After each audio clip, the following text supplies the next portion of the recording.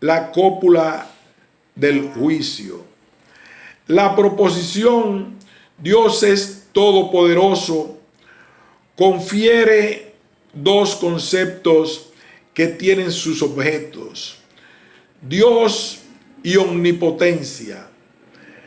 La partícula es no es otro predicado más, sino solamente lo que pone al predicado acusativo en relación con el sujeto.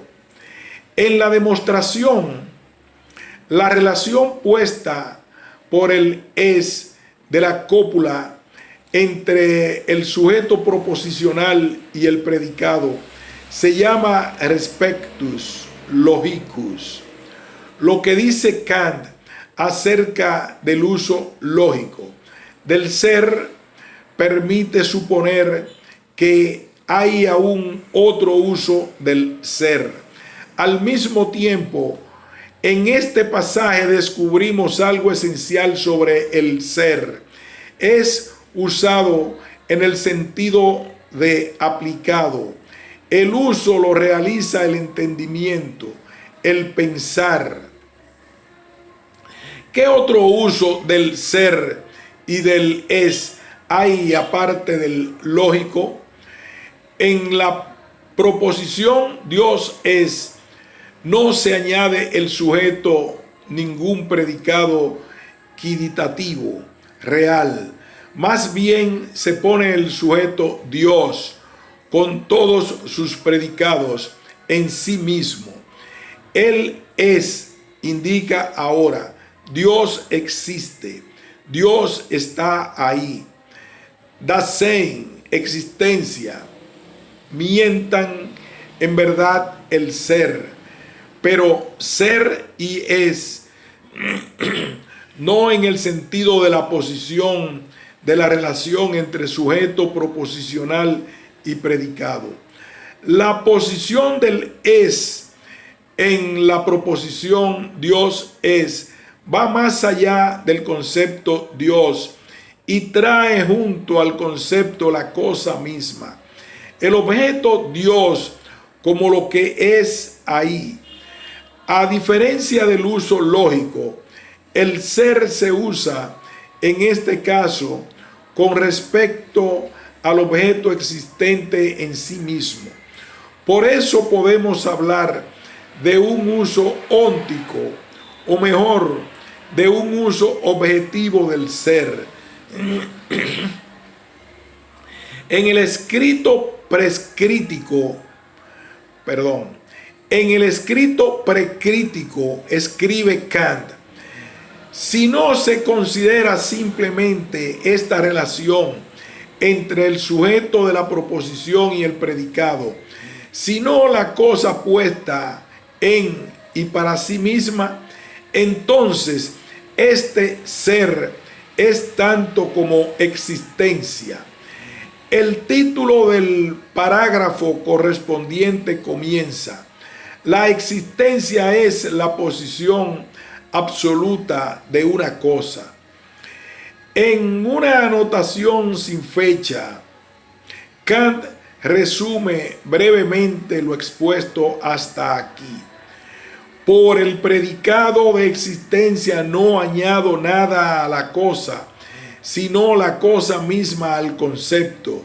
Así pues, en una proposición existencial voy más allá del concepto, no hacia otro predicado que el que estaba pensado en el concepto, sino a la cosa misma, justo con los mismos predicados, ni más ni menos, solo que sobre la posición relativa se piensa aún la posición absoluta.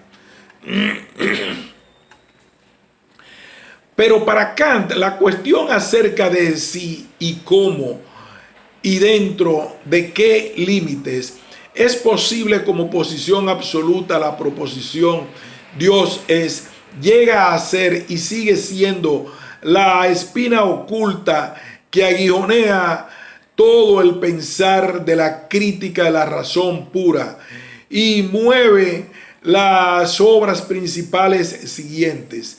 Hablar del ser como proposición absoluta o diferencia de la relativa en cuanto lógica provoca en efecto la impresión de que en la posición absoluta no se pone ninguna relación. Si se trata en la posición absoluta del uso objetivo del ser en el sentido de Dasein y existencia, entonces el hecho de que también en ese caso se pone una relación y en consecuencia el es recibe el carácter de un predicado, aunque no real, llega a ser para la reflexión crítica algo no solo claro, sino asediante. En el uso lógico del ser, se trata de la posición de la relación entre sujeto proposicional y predicado. En el uso óntico del ser, esta piedra existe. Se trata de la posición de la relación entre yo, sujeto y objeto. Esto, sin embargo, de tal modo que de alguna forma la relación sujeto-predicado se interpola oblicuamente entre la relación sujeto-objeto. En esto reside que el es como cópula tiene en el enunciado de un conocimiento objetivo un sentido distinto y más rico que el exclusivamente lógico. Entre tanto, se verá que Kant llegó a esta idea solo después de una larga meditación, incluso que la expresa por primera vez en la segunda edición de la Crítica de la Razón Pura.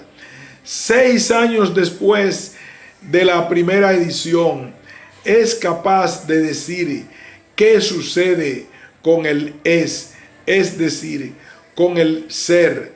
Solo la Crítica de la Razón Pura lleva a su plenitud y precisa determinación la interpretación del ser como posición. Si en la época de la redacción de su escrito precrítico sobre la demostración alguien le hubiera preguntado a Kant cómo determinar con más exactitud lo que entiende por existencia en el sentido de posición absoluta, Kant lo habría remitido a su escrito, donde dice: este concepto, Dasein y existencia, es tan simple que nada se puede decir para explicitarlo. Kant añade incluso una observación fundamental que nos da una perspectiva de su postura filosófica antes de la época de la aparición de la Crítica de la Razón Pura. Si se tiene presente que todo nuestro conocimiento acaba en último término en conceptos irreductibles, se comprenderá también que haya algunos que son casi irreductibles, es decir, que las notas solo son muy poco menos claras y simples que la cosa misma. Este es el caso de nuestra explicación de la existencia. Admito que por la misma el concepto de lo explicado solo se aclara en muy pequeño grado, aunque la naturaleza del objeto en relación a la capacidad de nuestro entendimiento tampoco permite un grado más alto. La naturaleza del objeto, es decir, la esencia del ser, no permite un grado más alto de clarificación. Sin embargo, una cosa es segura de antemano para Kant: piensa existencia y ser en relación con las facultades de nuestro entendimiento. También en la crítica de la razón pura, el ser se determinará otra vez como posición. La reflexión crítica tampoco alcanza en verdad un grado más alto de clarificación, según el modo precrítico de explicar y analizar conceptos. Pero la crítica llega a una explicación distinta del ser y sus diversos modos que conocemos bajo los nombres de ser posible, ser efectivo, ser necesario. ¿Qué ha ocurrido? ¿Qué debe haber ocurrido por obra de la crítica de la razón pura si la meditación sobre el ser fue implantada como una meditación sobre la relación del ser con las facultades de nuestro entendimiento? Kant nos da la respuesta en la crítica de la razón pura como esta afirmación: la posibilidad, la existencia y la necesidad no fueron definidas jamás por nadie, como no fuera mediante notorias tautologías, cuando se quiso sacar su definición solamente del entendimiento puro. Pero justamente esta explicación es la que intenta el mismo Kant en su período precrítico. Entre tanto, llegó a comprender que relacionar al ser y los modos del ser solo con las facultades de nuestro entendimiento no garantiza un horizonte suficiente desde el cual se pueda definir el ser y los modos del ser, es decir, ahora, comprobar su sentido. ¿Qué falta? ¿En qué respecto debe contemplar nuestro pensar al mismo tiempo el ser junto con sus modalidades para lograr una suficiente determinación esencial? En una nota añadida en la segunda edición de La Crítica de la Razón Pura, dice: posibilidad, existencia y necesidad no se pueden justificar si se suprime toda intuición sensible, la única que tenemos.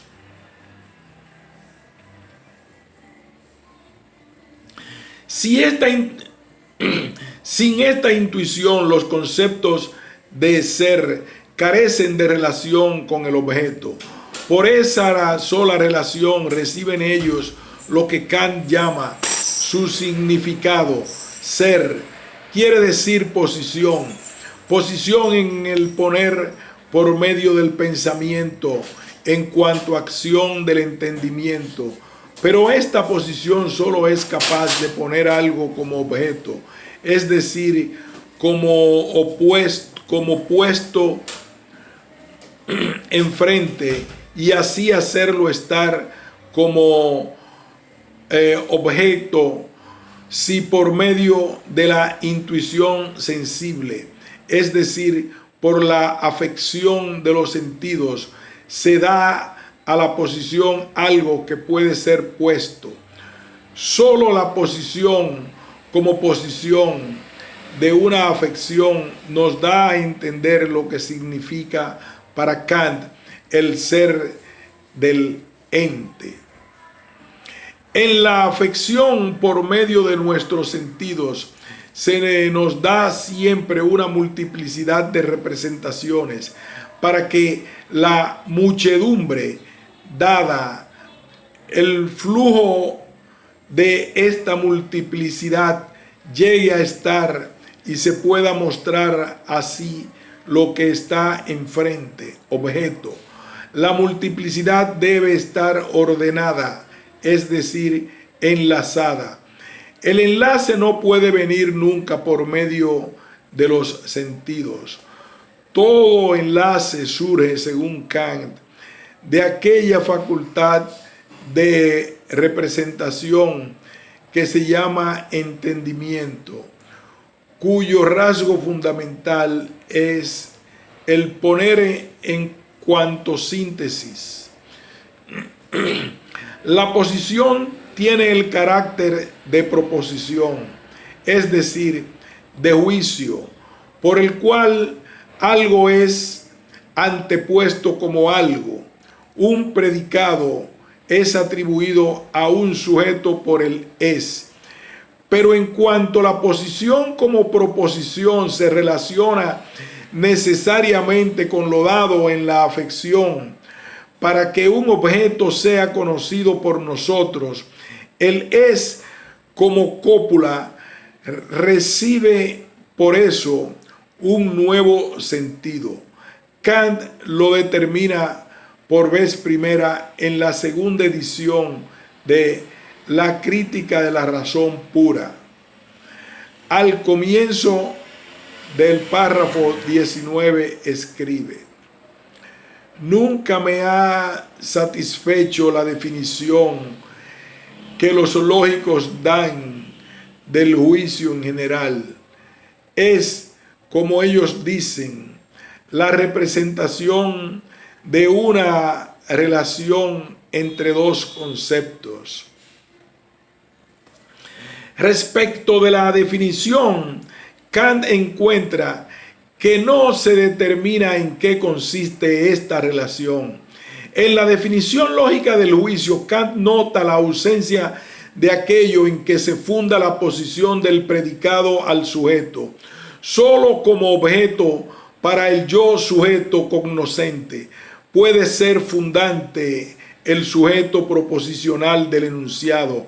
Al comenzar un nuevo párrafo del texto, Kant prosigue: pero cuando indago suficiente la relación de los conocimientos dados en todo juicio y distingo esa relación propia del entendimiento de la que se efectúa según leyes de la imaginación reproductora, la cual relación no tiene validez subjetiva, encuentro que el juicio no es otra cosa que la manera de traer los conocimientos dados a la unidad objetiva de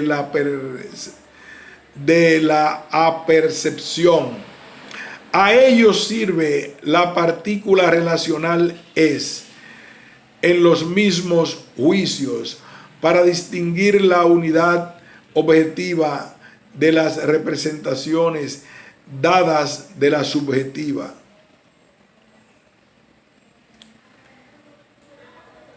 Si intentamos seguir estas frases con el pensamiento como corresponde, debemos prestar atención ante todo al hecho de que ahora el es de la cópula no solo se ha determinado de otra manera, sino que así se ilumina la referencia del es a la unidad del enlazar, reunir.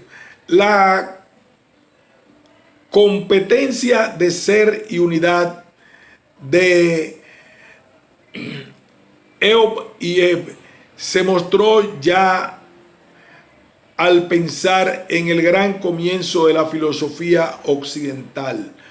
Cuando hoy se nos nombra directamente ambos títulos, ser y unidad, apenas estamos en condiciones de dar una respuesta suficiente sobre el copertenecerse de ambos, o aún de vislumbrar el fundamento de este copertenecerse, pues no pensamos la unidad y lo que une desde la esencia del yo que reúne y desvela.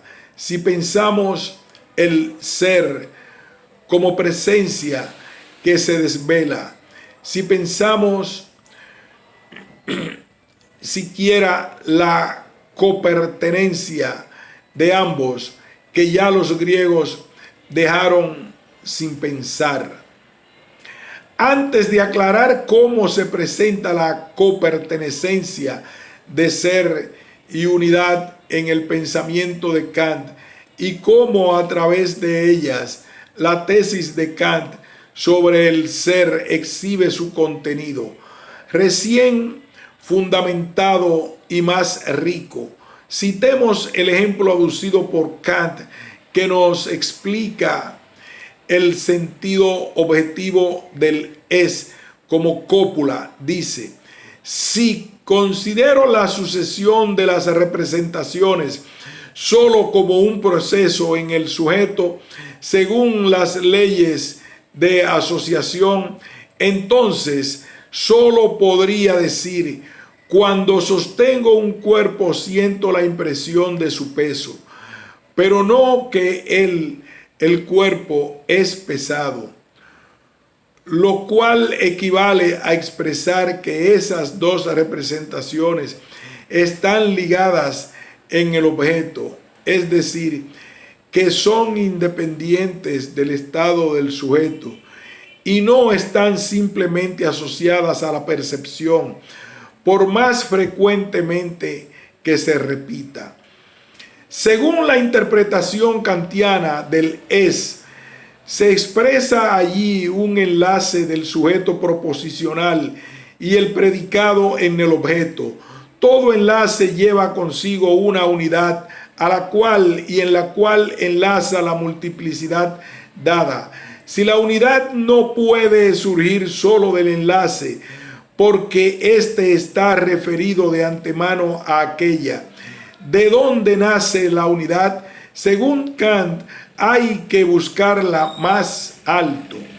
Sobre el poner que enlaza por medio del entendimiento, es el único que deja surgir todo junto de cada síntesis. Por eso Kant la llama la unidad sintética originaria. En todo representar está presente ya de antemano en la percepción, en la unidad de la síntesis originaria de allá del objeto, puesto que posibilita el ser del ente, está más alto, más allá, puesto que posibilita el objeto, en cuanto tal se llama apercepción trascendental. De ella dice Kant al final del que ella contiene el fundamento mismo de unidad de los diferentes conceptos. En consecuencia, el fundamento de la posibilidad del entendimiento, incluso en su uso lógico. Mientras Kant en su escrito precrítico se contenta con que el ser y la existencia no puedan ser ampliamente explicados en su relación con la facultad del entendimiento, en la crítica de la razón pura, llega no solo a clasificar propiamente la facultad del entendimiento, sino incluso a definir la posibilidad del entendimiento mismo, desde su fundamento. En este retroceso al lugar de la posibilidad del entendimiento, en este paso decisivo desde la observación precrítica al ámbito del preguntar crítico, algo, en efecto, se mantiene intacto. Es el hilo conductor que conserva Kant en el planteamiento y explicación de su tesis sobre el ser, a saber, que el ser y sus modos deben determinarse a partir de su relación con el entendimiento. Sin duda, una más originaria determinación crítica del entendimiento da seguridad también para una explicación del ser más rica y cambiada. Pues ahora las modalidades, los modos del Dasein y su determinación llegan propiamente al horizonte del pensar kantiano. Kant mismo vive en la certeza de haber alcanzado el lugar desde el cual puede ponerse en marcha la determinación del ser del ente. Esto se testimonia otra vez por una nota que está en el texto de la segunda edición de la Crítica de la Razón Pura. Y así, la unidad sintética de la percepción es el punto más alto al cual debe sujetarse todo uso del entendimiento, incluso toda lógica, y tras ella la filosofía trascendental. Esta facultad, la llamada percepción, es el entendimiento mismo. Apercepción significa lo que de antemano está en todo representar con lo que unifica, lo que en ese previo darse de unidad está al mismo tiempo referido a la afección. La percepción así entendida es el punto más alto al cual toda lógica debe sujetarse. Kant no dice al cual debe adherirse. De ese modo, toda la lógica se añadiría ulteriormente a algo subsistente sin esta lógica. La percepción trascendental es más bien el punto más alto al cual la lógica en su totalidad como tal se fija y pende, que ella realiza en tanto toda su esencia depende de la percepción trascendental.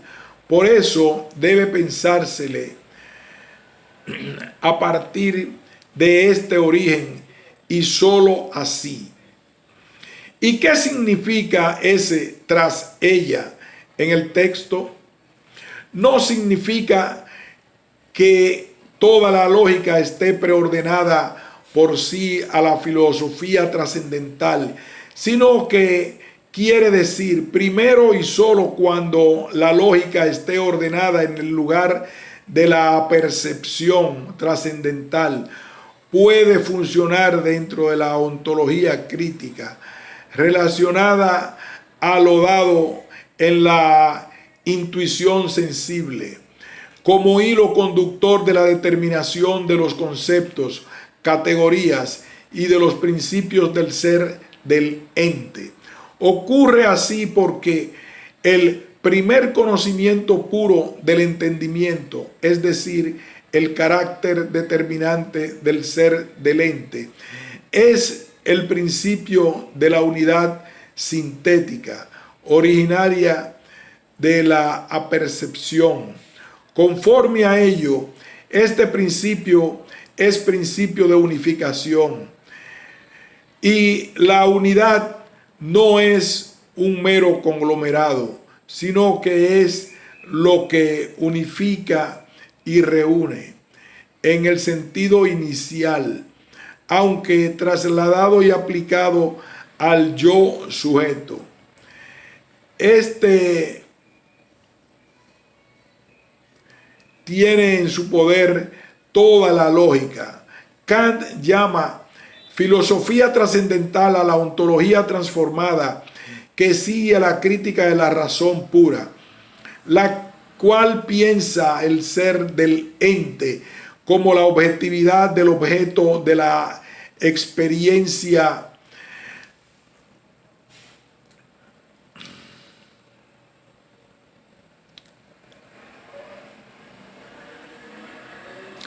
como la objetividad del objeto de la experiencia se funda en la lógica. Pero la lógica no es ya la formal, sino la lógica determinada a partir de la unidad sintética originaria de la percepción trascendental. La ontología se funda en esa lógica. Esto confirma lo ya dicho. El ser y la existencia se determinan a partir de la relación con el uso del entendimiento.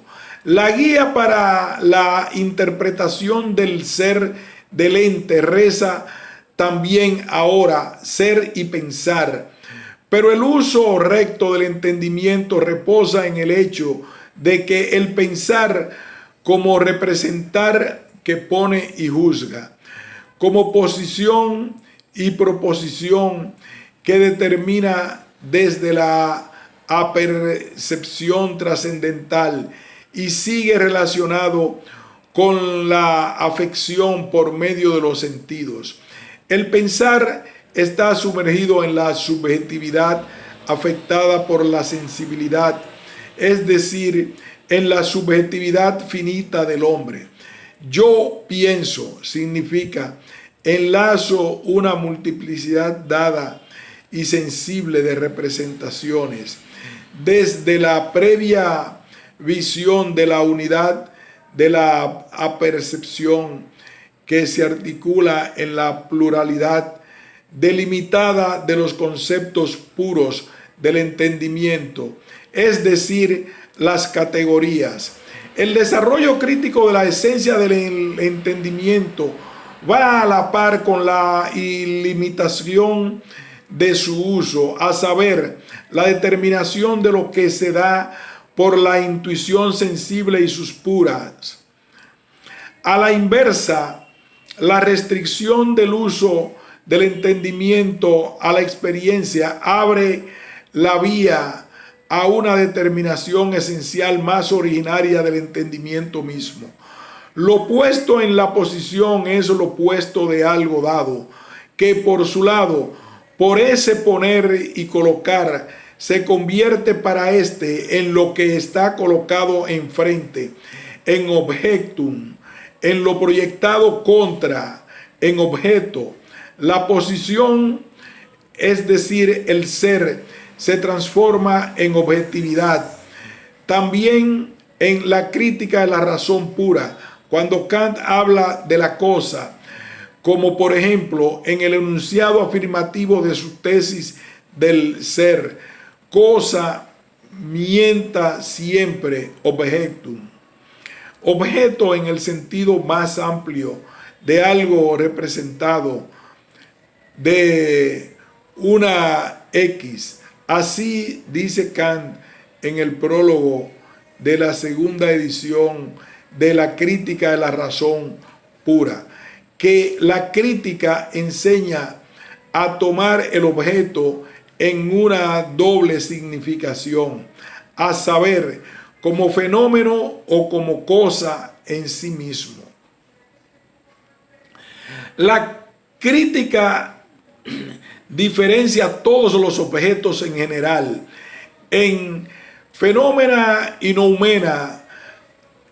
Estos últimos se diferencian en noumena en sentido positivo y negativo. Lo que representa en general en el